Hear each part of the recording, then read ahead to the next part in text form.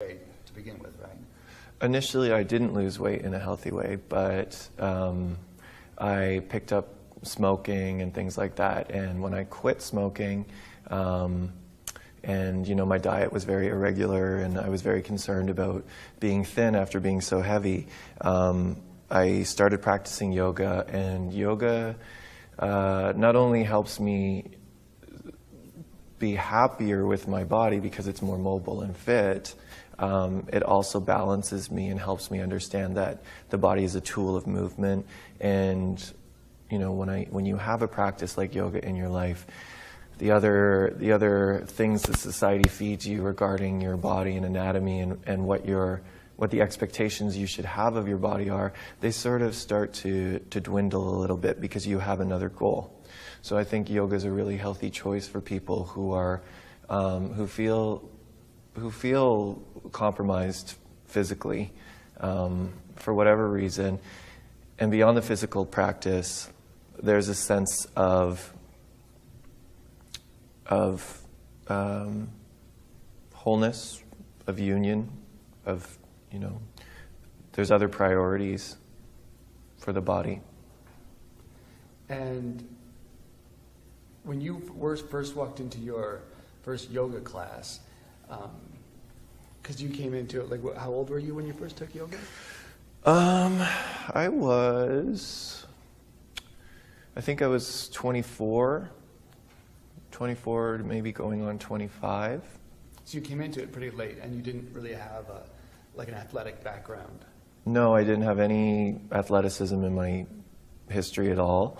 And it's definitely set me, I think it set my practice aside from people who have had more athletic backgrounds. So those of you that come to a practice, with gymnastics, dance, certain martial arts, the yoga practice is much more accessible, I think, for people who have that sort of muscle memory. If you do come to it cold and you have no muscle memory, it does present more of a challenge, but within that challenge, there's more of a reward. What did you feel in that first class? Oh, I thought it was incredibly hard. Yeah. I thought it was incredibly challenging.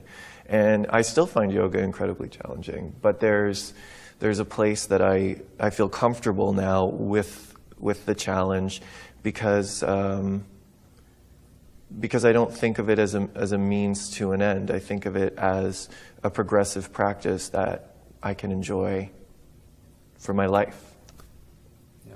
Which I think is the true intention. So even though there is so many physical benefits from the yoga practice, it's not really the physical aspects that bring me back to it. It's the samadhi. It's the goal of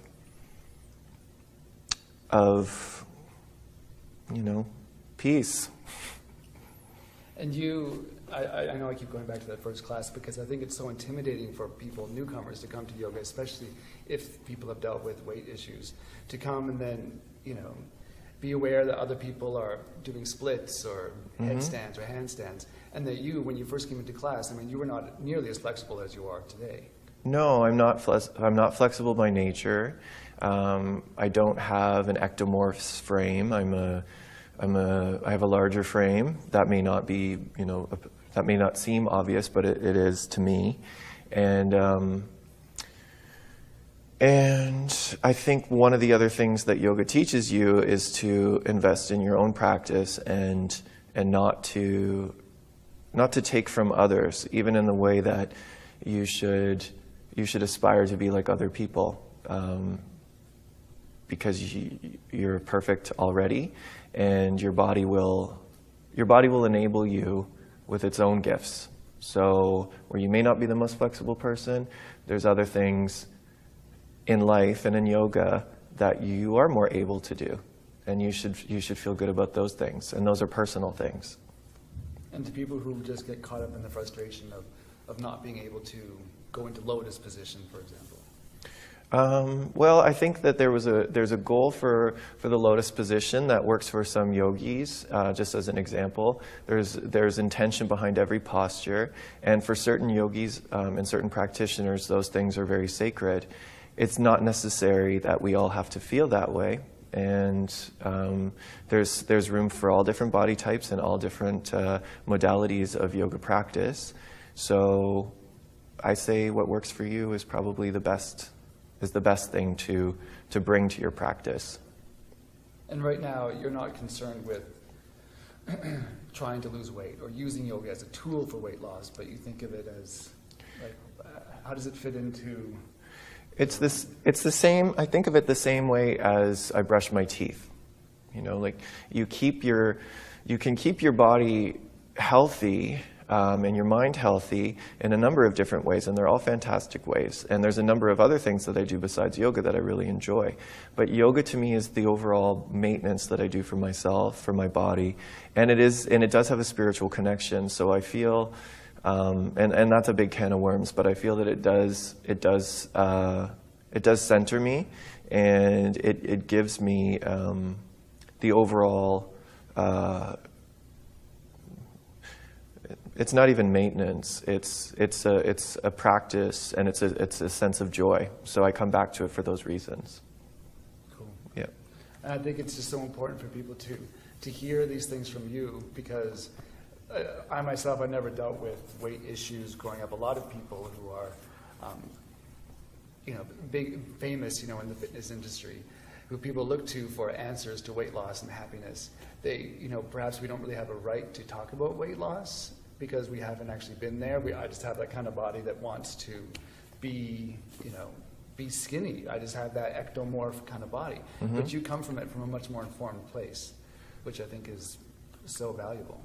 I think the reality, though, is I don't feel the physicality of my being isn't so different than it was when I was 100 pounds more. And I have gained back some of the weight that I lost, and I'm happy to have. But it's the sense of mobility and access to the body that I didn't have. And it doesn't matter what size you are.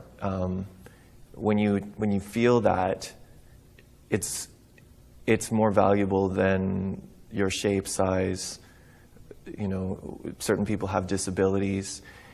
You can still own your physicality, and I think that's the most valuable thing for anyone who feels compromised physically. So for me, yoga is a great way to feel that empowerment, and I hope it is for other people too. Cool. Yeah. Okay, thanks. You're welcome. Anything else you want to add? You don't need to lose weight, but enjoy the videos and enjoy your body and have fun.